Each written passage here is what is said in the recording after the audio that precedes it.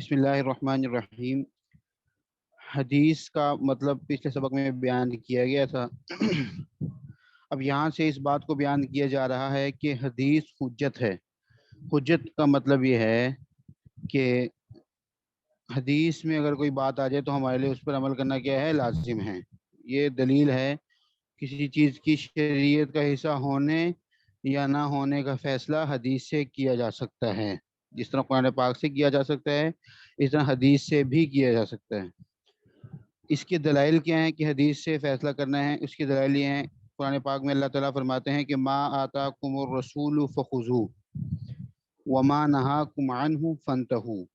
واتقوا اللہ ان اللہ شدید العقاب۔ صفحہ 65۔ اس کا ترجمہ یہ ہے، اور جو لائے تمہارے پاس اللہ کا رسول اس کو لے لو، اور جس سے تم کو منع کرے اس سے باز رہو، اور رسول کی نافرمانی کرنے میں اللہ سے ڈرتے رہو، اس لیے کہ اللہ کی سزا بہت شدید ہوتی ہے۔ اس آیت میں ما آتاکم اور ما نہاکم، ما آتاکم کا مطلب ہے کہ جو دے، جو تمہارے پاس رسول لائے، جو یہ عام ہے، اس میں کوئی خاص نہیں کہ یہ بات کہے تو ٹھیک ہے نہیں تو نہیں، یعنی جو بھی۔ اور ما نہاکم کا مطلب کیا ہے کہ جس سے بھی تم کو منع کریں، یہ عام ہے نا، یعنی میں کہتا ہوں کہ جو بھی یہاں پہ آئے وہ سبق میں شریک ہو سکتا ہے۔ اس کا کیا مطلب ہے کہ ہر ایک شامل ہے اس میں۔ اگر میں کہتا ہوں کہ جو بھی استاد صاحب کہیں تو آپ نے اس کو ماننا ہے، تو اس کا مطلب ہے کہ ساری باتیں اس میں شامل ہیں۔ تو چونکہ یہ عام ہے نا، تو جو چیز عام ہوتی ہے نا اسی کو تعبیر کریں کہ اس آیت میں ما آتاکم اور ما نہاکم کے عموم کی بنا پر، یعنی چونکہ یہ عام ہے اس وجہ سے رسول اللہ صلی اللہ علیہ وسلم کے تمام تر اوامر و نواہی کا مجموعہ شامل ہے۔ جو حکم آپ صلی اللہ علیہ وسلم نے دیا اس پر عمل کرنا، اور جو جس چیز سے منع فرمایا اس سے رکنا، وہ اس میں شامل ہے، خواہ وہ قرآن پاک میں صراحتاً مذکور ہو، یعنی آپ صلی اللہ علیہ وسلم کا جو حکم ہے وہ قرآن پاک میں بھی ہے تو آپ نے بھی فرما دیا، ہو سکتا ہے نا کہ قرآن پاک میں حکم آپ نے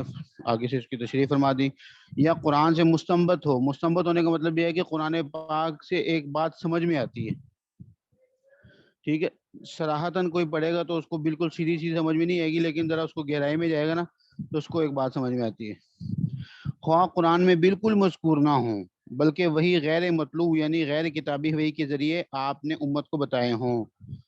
یعنی قرآن پاک میں نہیں ہے لیکن اللہ تعالیٰ نے آپ کو بتا دی اور آپ نے آگے فرما دی امت کے لیے۔ ہر حکم تو قرآن پاک میں نہیں ہے نا، قرآن پاک کے کتنے صفحے ہیں، ساری شریعت تو اس کے اندر نہیں ہے، البتہ اصول ہیں اس کے۔ اور خواہ آپ نے خود صحابہ کے مشورے سے اجتہاد کیا ہو، یعنی اللہ تعالیٰ نے بتایا نہیں ہے لیکن آپ صلی اللہ علیہ وسلم کو قرآن پاک کی جو سمجھ اللہ نے دی ہے اس کے مطابق آپ صلی اللہ علیہ وسلم نے ایک اجتہاد کیا، اور اللہ تعالیٰ کی جانب سے اس کے خلاف کوئی تنبیہ نہ کی گئی ہو، یعنی آپ صلی اللہ علیہ وسلم نے ایک فیصلہ کیا اور اللہ تعالیٰ کی طرف سے اس فیصلے کے صحیح نہ، یعنی اللہ کی رضا کے، یعنی جس طرح اللہ چاہتے ہیں اس کے موافق نہ ہونے کی کوئی تنبیہ بھی نہیں ہے۔ بعض دفعہ ایسے بھی ہوا کہ آپ صلی اللہ علیہ وسلم نے ایک اجتہاد فرمایا لیکن وہ اللہ تعالیٰ کو پسند یہ تھا کہ اس کے خلاف دوسرا کام ہو، وہ بھی یعنی اختیار تھا، یعنی دو چیزیں نا اختیاری ہیں، لیکن اللہ تعالیٰ کی یہ تھا کہ یہ پہلا والا کام ہو جائے، لیکن آپ صلی اللہ علیہ وسلم نے مشورے سے جو ہے نا دوسرا کام کر دیے، تو پھر اللہ کی طرف سے بات آئی کہ آپ نے ایسے کیوں کیا، لیکن کیونکہ آپ نبی ہیں آپ کو کوئی اس طرح بات نہیں ہے، لیکن آپ اگر یہ بات نہ کرتے تو اچھا ہوتا، جیسے اس کی مثال بھی آگے آ جائے، ٹھیک ہے۔ تو جس اجتہاد میں آگے تنبیہ نہ ہو، جس اجتہاد کے بعد تنبیہ نہ ہو، وہ اجتہاد بھی گویا کہ اللہ تعالیٰ کی طرف سے ہی ہوتا ہے، اور اگر اللہ تعالیٰ کے مرضی کے، یعنی کیونکہ آپ کو اختیار تھا، اس اختیار کو استعمال کرتے ہوئے اللہ تعالیٰ کی جو منشا تھی اس کے مطابق نہیں بات ہوئی تو اللہ تعالیٰ پھر تنبیہ فرما دیتے تھے اس کی۔ دوسری دلیل، اس بات کی دوسری دلیل کہ آپ صلی اللہ علیہ وسلم کی حدیث کیا ہے؟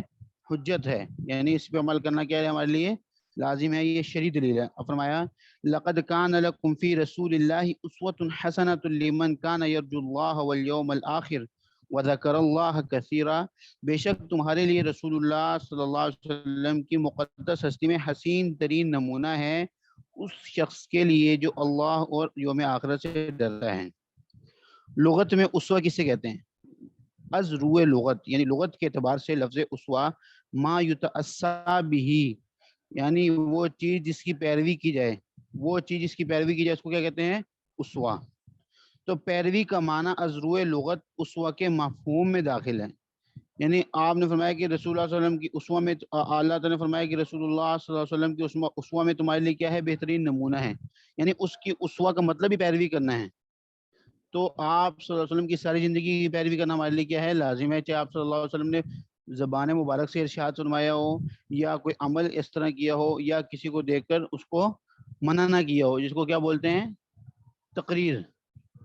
یعنی یہ جو عمل ہے نا کہ آپ صلی اللہ علیہ وسلم کے سامنے کوئی کام ہوا اور آپ نے منع نہیں فرمایا، تو اس کو کیا کہتے ہیں؟ تقریر۔ سیئہ علاوہ ازیں، یعنی ایک تو یہ ہو گیا کہ لغت میں اسوہ کا مطلب کیا ہے، ایک بات تو یہ۔ اس کے علاوہ عربی لغت میں اسوہ اسی کو کہتے ہیں جو حسنہ ہو، جو حسنہ ہو اس کو کیا کہتے ہیں؟ اسوہ کہتے ہیں۔ سیئہ یعنی برے کے لیے اس کا استعمال نہیں ہوتا، یعنی اصل میں تو اسوہ کا لفظی ترجمہ تو یہی ہے کہ جس کی پیروی کی جائے۔ ایک آدمی ہے، اس کی زندگی بری ہے، تو یہ کوئی کہنے کو کہہ سکتا ہے کہ یہ اس کی اسوہ کی اتباع کر رہا ہے، لیکن عربی میں اس طرح اسوہ برے معنی میں استعمال نہیں ہوتا، بلکہ اچھے معنی میں ہی استعمال ہوتا ہے، ٹھیک ہے۔ اس لحاظ سے قرآن پاک میں اسوہ کے ساتھ حسنہ کی صفت کا اضافہ عند اللہ،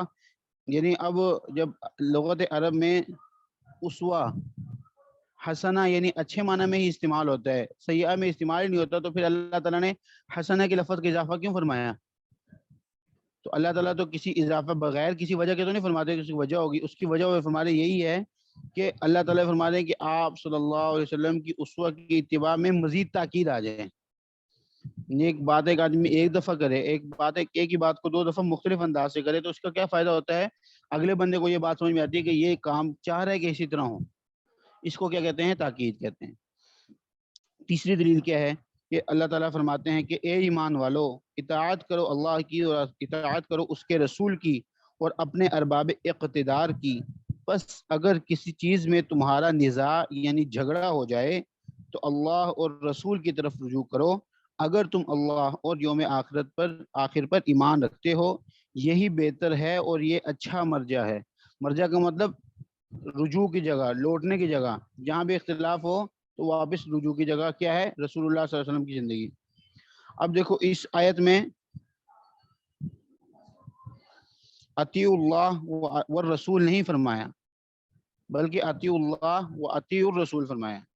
یعنی اطاعت کا لفظ رسول اللہ صلی اللہ علیہ وسلم کے ساتھ دوبارہ لگایا، یعنی یہ نہیں کہا کہ اللہ کی اطاعت کرو اور رسول کی، بلکہ یہ کہا اللہ کی اطاعت کرو اور رسول کی اطاعت کرو، یعنی اطاعت کرو کا لفظ ایک دفعہ بھی کافی تھا، لیکن ایک دفعہ نہیں کہا، دو دفعہ کہا ہے۔ اس کا کیا مطلب ہے؟ اگر ایک دفعہ کہتے تو بات تو سمجھ میں آ جاتی تھی، یعنی میں کہوں کہ اپنی ماں کی بات مانا کرو اور باپ کی، لیکن میں یہ کہتا ہوں کہ اپنی ماں کی بات مانا کرو اور اپنے باپ کی بھی بات مانا کرو، تو اس کا کیا فرمایا کہ اطیعوا اللہ والرسول نہیں فرمایا، بلکہ اطیعوا اللہ و اطیعوا الرسول فرمایا، اور اللہ کی اطاعت کے ساتھ رسول کی اطاعت کو مستقل طور پر اور الگ فرمایا، یعنی اللہ تعالیٰ کی اطاعت میں ضمناً ذکر نہیں کیا، بلکہ اس کو الگ سے ذکر کیا، الفاظ دیگر رسول کو مستقل طور پر مطاع قرار دیا، یعنی رسول اللہ صلی اللہ علیہ وسلم کی صرف اسی بات میں اتباع نہیں کرنی جو قرآن پاک میں آئی اور رسول اللہ صلی اللہ علیہ وسلم نے فرما دی، صرف اسی بات میں اتباع نہیں کرنی، بلکہ جو بات قرآن میں نہیں بھی آئی اور رسول اللہ صلی اللہ علیہ وسلم اس کے فرما رہے ہیں تو اس کی بھی اتباع کرنی ہے، کیونکہ دونوں الگ الگ مستقل ان کی اطاعت ہے۔ وہ الگ بات ہے کہ رسول اللہ صلی اللہ علیہ وسلم کی اطاعت اس لیے کرنے کی اللہ کے نبی ہیں، وہ تو بات ہے، لیکن اس کے علاوہ اگر کسی کام میں اللہ کا حکم ہمیں قرآن پاک کے ذریعے سے معلوم نہ ہو لیکن حضرت محمد صلی اللہ علیہ وسلم کے ذریعے سے معلوم ہو تو اس کی بھی الگ سے اتباع کرنی ہے۔ اس کی وجہ یہ ہے کہ دونوں اطاعتوں کی نوعیت مختلف ہے۔ کہنے کو کوئی کہہ سکتا ہے کہ رسول اللہ کی اطاعت کرنا تو اللہ کی اطاعت کرنا یہ گویا کہ ایک ہی ہے، لیکن وہ فرما رہے ہیں کہ دونوں میں تھوڑا سا فرق ہے۔ اللہ تعالیٰ کی اطاعت کی حقیقت احکام الہیہ کی تصدیق و تعمیل ہے، یعنی اللہ تعالیٰ کی اطاعت کرنے کا مطلب یہ ہے کہ اللہ کے جو حکم ہیں ہم اس کو سچا مانتے ہیں اور اس پر عمل کریں گے، جبکہ رسول کی اطاعت کی حقیقت نہ صرف احکام نبویہ کی تصدیق و تعمیل ہے، یعنی رسول کی اطاعت میں دو باتیں ہیں، ایک تو یہ کہ رسول جو حکم کریں اس کی تصدیق کریں کہ وہ صحیح کہہ رہے ہیں اور ہم نے اس پہ عمل کرنا ہے، ایک بلکہ افعال و اعمال اور اخلاق و شمائل نبویہ کا، یعنی آپ صلی اللہ علیہ وسلم نے جو جو کام کیے اور جس طرح کیے، اخلاق اور جو رویہ رکھا، وہ شمائل اور جو آپ صلی اللہ علیہ وسلم کی عادات تھی، ان کا علماً یعنی ان کو جانیں، عملاً اس پر عمل کریں، اور اعتقاداً اور اور زندگی کو قدر طاقت، جتنی طاقت ہے رسول علیہ الصلوۃ والسلام کی زندگی کے سانچے میں ڈال لینا اطاعت رسول ہے۔ اللہ تعالیٰ کے لیے یہ دوسرا کام تو نہیں ہو سکتا نا، کیونکہ ہم نے اللہ تعالیٰ کو دیکھا نہیں ہے، اور اللہ تعالیٰ ہمارے جیسے کام، وہ ہم تو بندے ہیں، اللہ تو اللہ ہے، تو وہ تو یہ کام ہم وہ کر ہی نہیں سکتے، لیکن رسول اللہ صلی اللہ علیہ وسلم بندے ہیں، تو ہم ان کی زندگی کو دیکھ کر بھی عمل کر سکتے ہیں، اس لیے دونوں میں تھوڑا سا کیا ہے، فرق ہے، اس لیے دونوں کو الگ الگ ذکر کیا،